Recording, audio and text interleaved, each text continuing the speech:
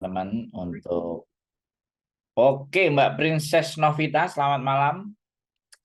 Oke, tema kita hari ini adalah perbudakan modern. Wes. Halo, Wong Ganteng sak donya. Selamat malam.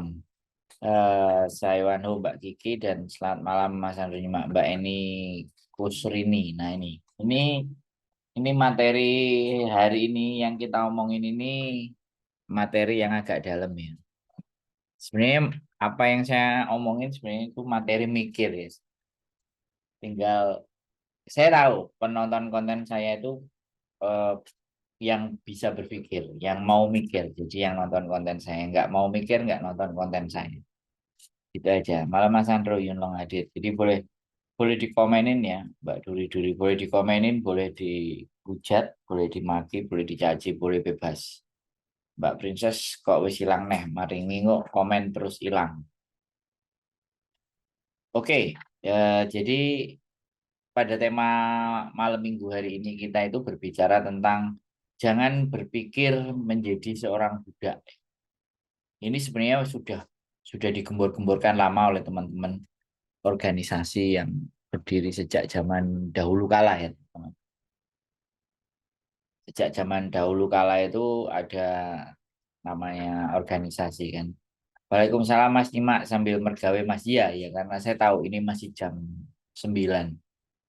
Masih ada yang belum beres nyuci piringnya, beres-beres makan malam majikannya, dan biasanya juga apa namanya eh, malam minggu kan ngajak keluarganya untuk datang ke rumah bubu untuk kita masak-masak terus akhirnya makan. Nah, ini saya ingin berbicara tentang masalah kenapa kita jangan berpikir sebagai budak. Jadi kalau kita lihat di masa lampau, budak itu seseorang yang terbelenggu dan terpenjara. Terbelenggu dan terpenjara itu artinya tangannya dirantai, kakinya dirantai, kalau dia macam-macam dia mau ditembak, kalau macam-macam itu dipukul. Jadi zaman dahulu kala itu memang zaman di mana yang kuat, yang bisa mengendalikan atau menguasai, yang kuat itu bisa menjajah yang lemah. Itu zaman dulu. Tapi hari ini itu sama, tetap yang kuat. Tapi kuatnya di mana? Jadi mentalitas budak atau cara berpikir budak itu sebenarnya ada cara berpikir yang terpenjara, cara berpikir yang dipenuhi dengan ketakutan dan kekhawatiran. Nah, takut dan khawatirnya itu karena apa? Karena takut kehilangan pekerjaan, takut kehilangan uang, takut kehilangan kenyamanan. Itu yang dinamakan cara berpikir ala budak. Nah, kita jangan pernah merasa punya cara berpikir yang ala budak. Mbak Mia Ngawi, selamat malam. Jadi cara berpikir kita adalah cara pikir orang yang bebas. Cara berpikir adalah cara berpikir orang-orang yang mempunyai kekuatan. Cara berpikir orang-orang yang punya kemampuan. Cara berpikir individu-individu yang bebas mau menentukan pilihannya, ya kan? Karena tadi tadi sore saya benar menerima telepon dan sudah saya konten kan. Saya mungkin besok akan keluar. Jadi salah satu teman kita itu memutuskan untuk memilih jalan overstay. Dia masih di majikan, tapi dia memilih jalan overstay. Jadi kayak gitu tuh teman-teman. Ya kadang-kadang ketika dia bilang sudah nggak ada pilihan, saya mau memilih di situ, sudah malas mikir, capek berpikir. Nah ini budak itu juga salah satunya adalah capek berpikir. Jadi dia sudah menyerah dengan keadaan. Jadi kita diperbudak dengan situasi dan keadaan. Yang memperbudak kita itu banyak sekali. Mbak Erli Fajar. Selamat malam. Jadi apa hoodie-nya sampean bagaimana Mbak? Absen Mas Andro, Mbak Nino. Oke. Jadi apa yang memperbudak cara berpikir kita? apa yang menyebabkan cara berpikir kita itu penuh dengan ketakutan, penuh dengan kekhawatiran, tidak penuh dengan kebebasan. Selamat malam. Oke. Jadi banyak orang yang dalam hidupnya tambah gendut Dek Sandro. Oke. Kurus Mbak. Semua orang bilang kurus kok, sampai tambah gendut gimana? Jadi eh, ter, pemikiran kita itu menjadi budak itu karena situasi, keadaan, dan apa namanya, lingkungan, atau kita dituntut sesuatu yang membuat kita itu tidak merasa tidak bebas dalam hidup ini. Kalau dalam agama, orang yang taat beragama itu memang hidupnya merasa kayak diatur gitu. Kehidupannya itu diatur, merasa dirinya diatur. Karena memang ya namanya Mbak Salina, selamat malam. Karena memang hidup ketika kita beriman dan takwa dan beriman itu, hidup kita itu sebenarnya terpenjara.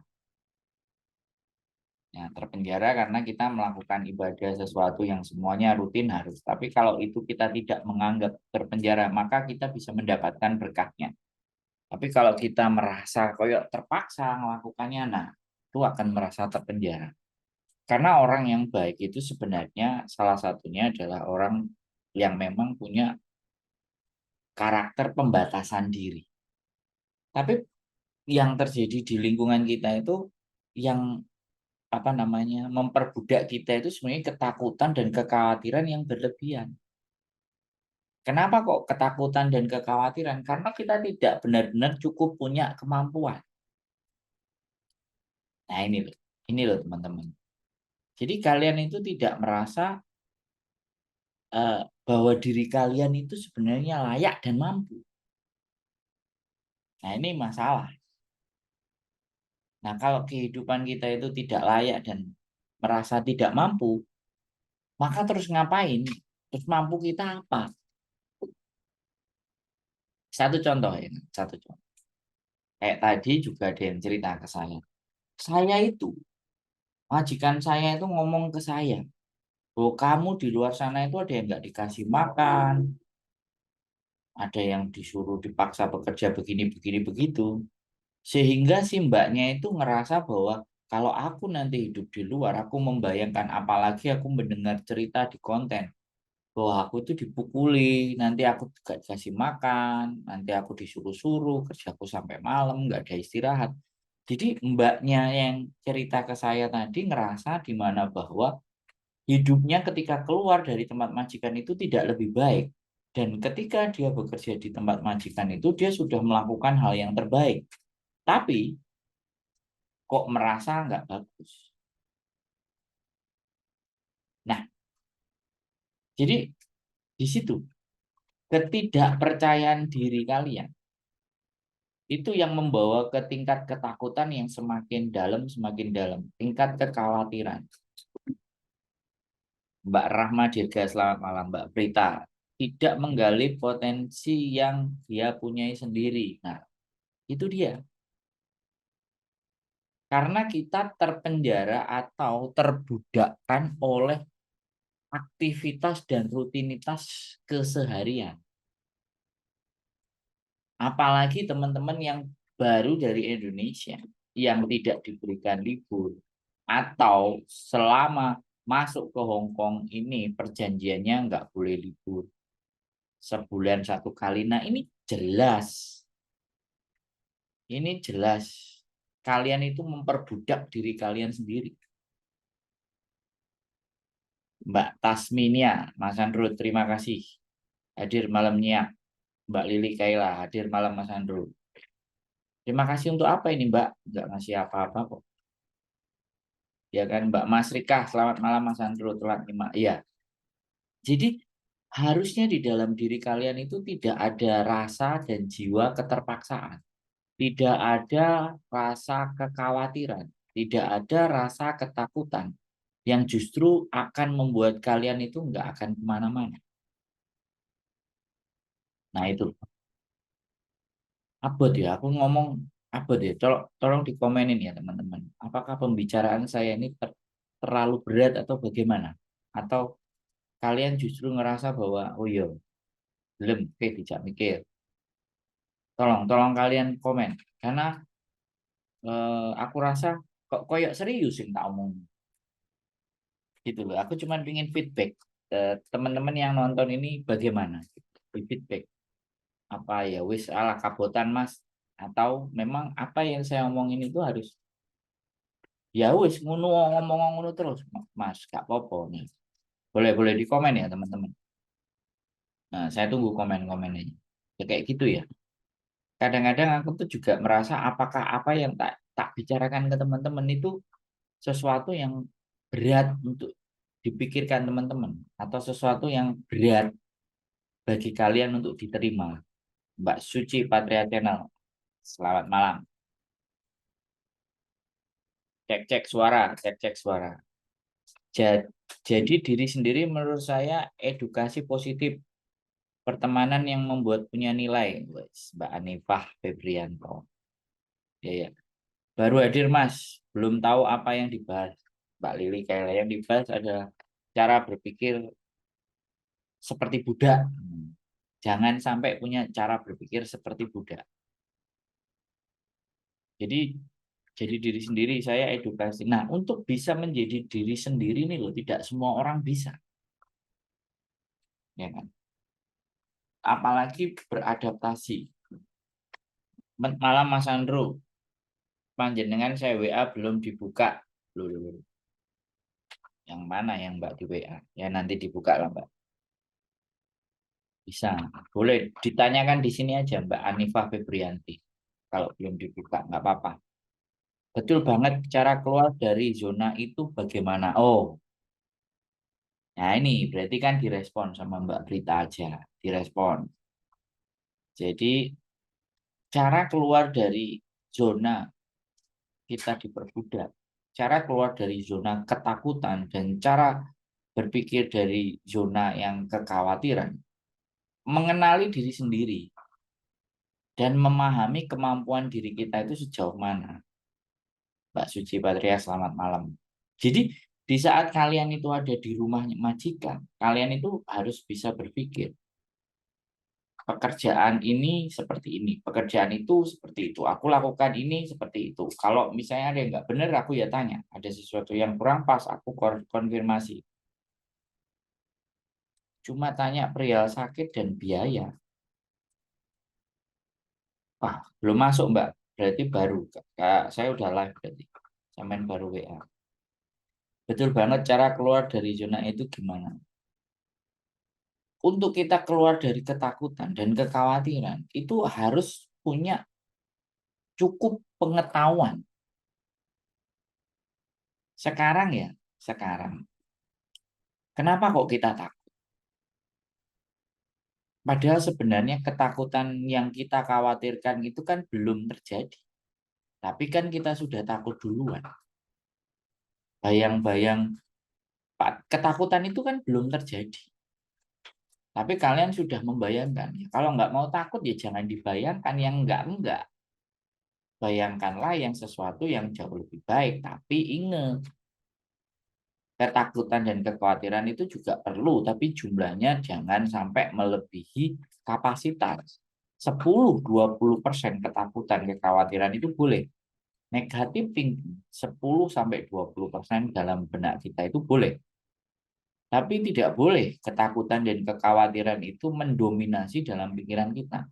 Nanti jangan-jangan begini, nanti jangan-jangan begitu. Nomor belakang yang 09. Oh ya, nanti Mbak, karena sampean nggak mau nanya di sini. Saya di sini balesi komen, Mbak, karena saya masih konsen sama yang nonton. Jadi saya nggak konsen dengan yang telepon sama yang WA. Jadi saya konsen sama yang nonton saya, karena saya ingin berinteraksi sama yang nonton saya.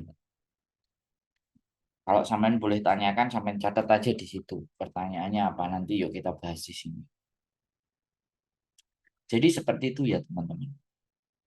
ketakutan dan kekhawatiran itu karena kurangnya pengetahuan, kurangnya wawasan, kurangnya orang yang bisa dipercaya untuk bisa ditanya, untuk bisa memberikan arahan, pandangan, ataupun pendapat kepada teman-teman. Orang hidup itu kan punya pedoman loh sebenarnya. Nah, pedoman itu bisa apa? Pedoman itu bisa Alkitab, bisa Al-Quran, tuntunan hidup. Gitu. Pedoman diri kalian dalam hidup itu bermacam-macam. Pedoman saya ya nasihat Bapak Ibu saya. Pedoman saya yang disampaikan oleh Kanjeng Rasul. Pedoman saya ya agama. Nah, orang masuk ke Hongkong itu sudah kehilangan pedoman. Sehingga rasa takut dan kekhawatiran itu muncul. Ya kan? Ketakutan kalau diinterminate, ketakutan kalau majikan nggak pas, ketakutan kalau nggak benar. Berarti kalau ketakutan kayak gitu, berarti oh ya agak privasi ya sudah. Sabar aja Mbak ya, aku tak live, nanti habis live tak jawab gitu. Jadi seperti itu. Ketakutan, kekhawatiran itu salah satu intimidasi. Itu salah satu membuat mindset cara berpikir kita jadi budak. Akhirnya kalau budak jatuhnya nurut. Gitu. Jadi kalau kita itu merasa nurut-nurut aja, ya kita ya tidak ada ubahnya sama budak. Sebenarnya nurut itu bagus. Nurut itu boleh. Nurut itu baik. Tapi sampai sejauh mana rasa nurut itu? Makanya kenapa saya pakai baju ini. Saya tidak pernah berpikir diperbudak karena saya berusaha berpikir positif. Saya menjawab dan majikan membayar dengan uang. Saya terus menghormati dan menghargai majikan. Bagus. Karena posisinya sama. Saya bicara ketika Matur Sembah Nuwun belum dijawab, Mbak. Saya belum memberikan tanggapan Mbak Anita Febrianti. Kalau saya berpikiran positif dan menganggap majikan yang bayar, saya berusaha menghormati dan menghargai. Bagus. Nah, Mbak Lili Kaila, pemikiran yang seperti itu sebaiknya juga bisa kita kontenin untuk teman-teman mengerti. Selamat malam minggu Mas Andro, Mbak Vivian Saro. Iya, ya makanya saya kadang-kadang banyak teman-teman itu mengeluh itu karena ketakutan dan kekhawatiran. Padahal datang ke sini adalah kerja cari dan takut kehilangan. Sering-sering ikut workshop, banyak edukasi yang diperoleh dulu sangat takut akan melangkah melakukan apapun. Sekarang lebih bisa mengendalikan benar ya benar, salah ya salah. Intine harus tegas. Ya Mbak Nifa, oke. Mbak Suli Hasriah Yan watching nonton, oke. Iya, ikut workshop. Bagus salah satunya. Berteman dengan orang yang mempunyai karakter kuat dan berprinsip itu bisa mempengaruhi kita, lingkungan kita itu bisa, workshop bisa, teman bisa. Nah, kadang-kadang juga pergaulan dan pertemanan kita itu juga yang berpengaruh membuat cara berpikir kita itu bisa jadi penuh dengan ketakutan dan kekhawatiran. Karena pernah nggak ada teman ketika berteman dengan sampean terus ngomongin, nanti kamu kayak gini gimana, kamu kalau kayak gitu gimana, kamu sudah pikirin nggak kalau kamu begini-begini. Jadi teman yang juga menakut-nakuti, bukan teman yang membuat kalian itu menjadi berani dan tangguh dan akhirnya bisa menyelesaikan berbagai macam tantangan dan persoalan. Karena nggak mungkin kita ngajak diskusi pihak keluarga ketika itu urusannya dengan majikan, apalagi kalian drop. Jatuhnya pasti akan disuruh pulang. Udahlah kalau nggak kuat kerja di sana pulang aja. Mbak Elita Intan, selamat malam. Mbak Yunita Noviana. Jadi seperti itu ya teman-teman. Jadi ketika kekhawatiran dan ketakutan itu sudah menjalar di dalam pemikiran kita dan jumlahnya melebihi separuh dari pikiran kita, yang terjadi kita nggak akan ngapa-ngapain, kita akan stuck. Dan bahkan kita itu akan merasa cenderung tertekan. Mas Fabian, perbudakan seperti apa kalau kerja di sini? Faktanya dari awal masuk kerja di sini, alhamdulillah nggak merasa diperbudak, kerja santai. Oke. Sebenarnya kalau pembangkang di jalur benar itu salah nggak sih Mas Andro? Yang namanya pembangkang itu, yes, pembangkang ya orang yang melanggar. Tapi melanggar itu melanggar di mana? Melanggar di apa? Kan itu yang menjadi. Ya, salah dan benar itu bukan saya. Wah, ada penggiat pekerja migran dari Indramayu. Mister apa Mrs. Atan ini. Nggak tahu saya. Nyebutnya Mister apa Mrs. Jadi, good evening Kak Sandro. Semoga sehat selalu and semakin sukses. Terima kasih. Mbak, ya, malam Bang Sandro, Mbak Aza, Ayu, ya, Mbak Lili, Kaisa. Betul, Mas. Circle pertemanan itu sangat berpengaruh cara berpikir dan tindakan. Makanya pandai-pandai memilih. Kalau tadi dibahas membangkang itu apakah salah sih? Sebenarnya enggak. Tapi dilihat konteks, kalau misalnya begini nih, dilarang, aturannya dilarang menjadi overstay. Kemudian kita memilih overstay, keluar dari majikan dan nggak peduli hidup di luar. Nah, itu namanya pembangkang. Pembangkang yang salah. Tapi kalau misalnya nih, sama majikan, nah, sampean nggak nggak boleh, nggak dikasih makan di tempat majikan. Kemudian sampean bawa makanan dari luar karena sampean merasa di situ nggak boleh makan makanan majikan. Itu bukan pembangkang, ya kan? Ya sampean bawa makanan buat diri sampean sendiri. Ya sampean ngomong, kamu ngasih makanan layak nggak buat aku? Enggak, aku bawa sendiri, aku beli sendiri. Ya kita bangkang kalau dia marah. Itu bukan bangkang sebenarnya, tapi itu yang pada semestinya. Kalau bangkang itu misalnya kalian kerjanya di alamat itu kemudian disuruh sama majikan kerja di tempat lain, nah itu bangkang bener itu namanya. Jadi seperti itu teman-teman. Jadi kita itu menjadi seseorang, menjadi individu itu yang mampu menempatkan. Jadi right man in the right place. Bahasanya kayak gitu. Kita itu yang disebut sebagai adaptasi. Begitu ya teman-teman. Makanya kalau kalau ada yang merasa, tadi ada yang komen di mana bahwa merasa saya tidak merasa jadi dibudak. Saya nggak merasa, saya menghormati majikan saya digaji majikan saya. Dari awal saya kerja enak, eh, kerja santai, nah, ya bagus. Nah, cara berpikir yang seperti itu yang sebenarnya harus kita spread atau kita sebar kepada teman-teman supaya yang merasa diperbudak itu, yang merasa ketakutan dan kekhawatiran terlalu besar itu, oh ternyata Mas itu punya tips ya supaya nggak merasa jadi.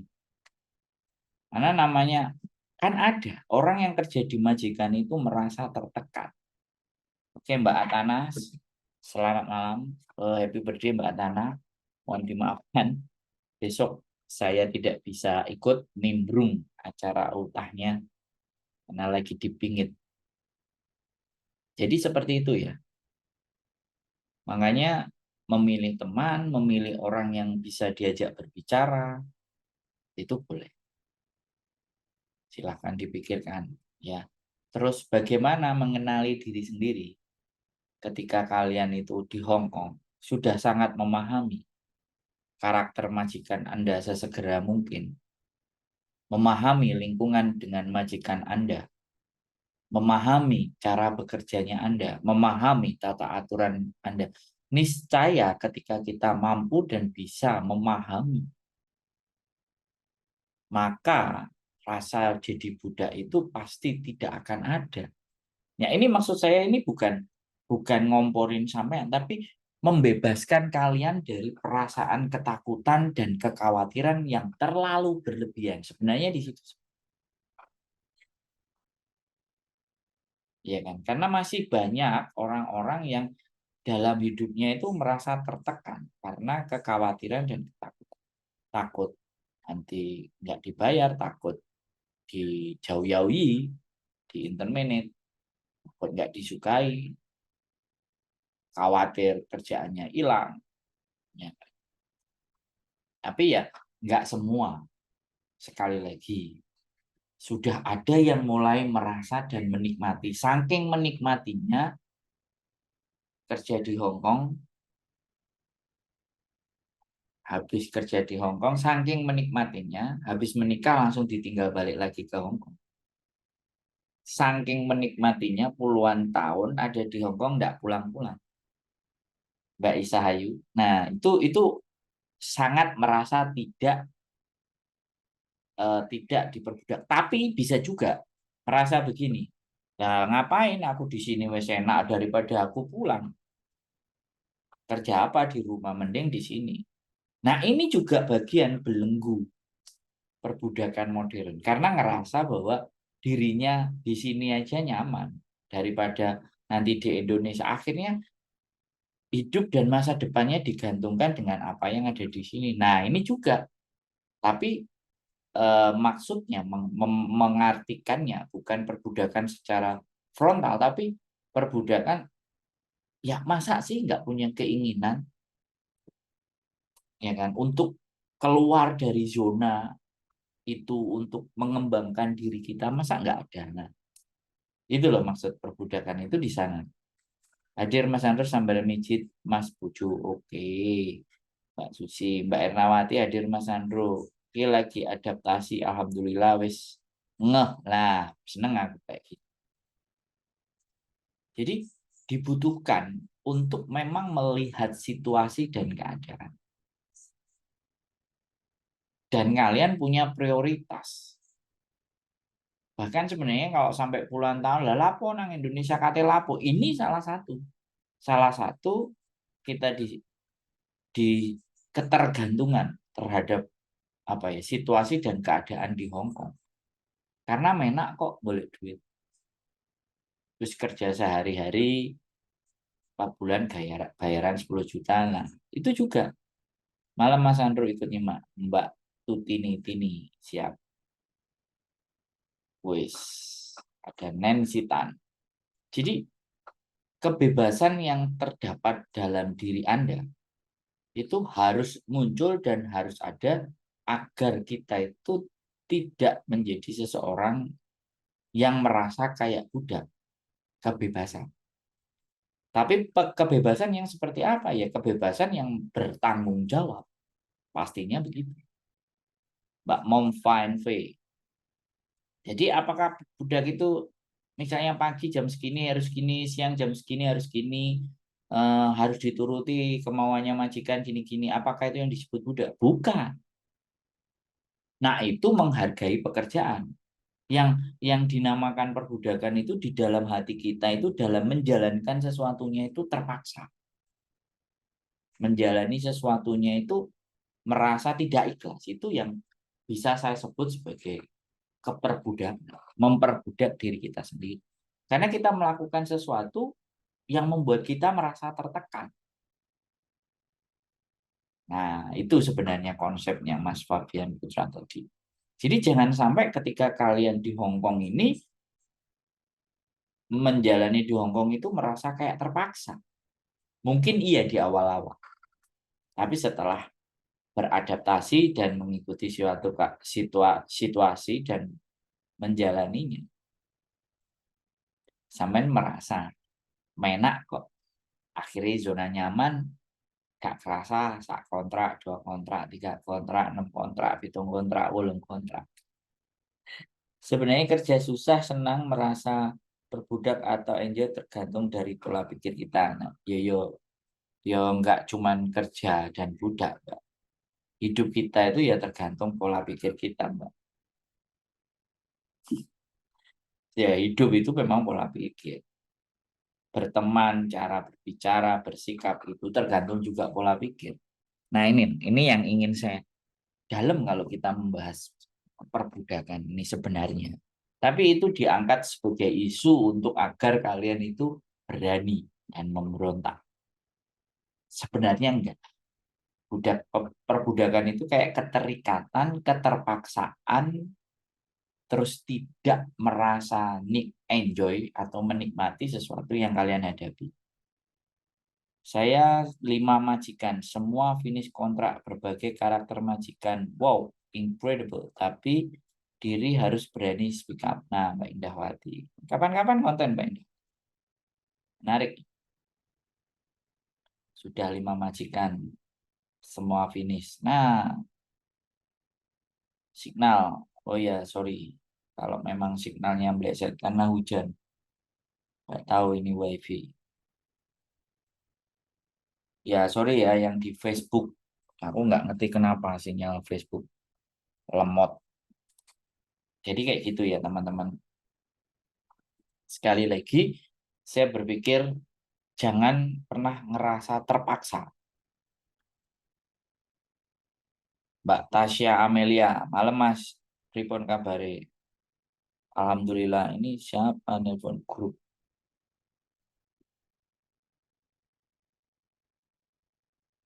Gak jelas.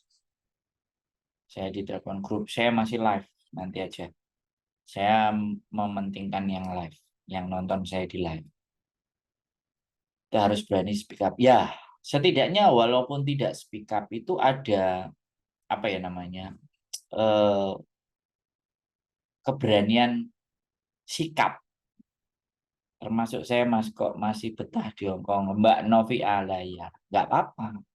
Betah itu ya sebagai bentuk atau rasa Anda bisa menikmati pekerjaan yang ada di Hongkong. Banyak teman-teman yang mungkin yang merasa merasa pemikirannya diperbudak, yang merasa ketakutan dan kekhawatiran berlebihan itu mungkin nggak sampai di 10% atau 20% di Hongkong. Tapi tetap ada. Jadi seperti itu, teman-teman. Jangan sampai kita menjalani dan melakukan sesuatunya itu merasa sekali lagi, merasa kita itu berat. Ada yang nelpon saya, Pak Sandro, selamat malam.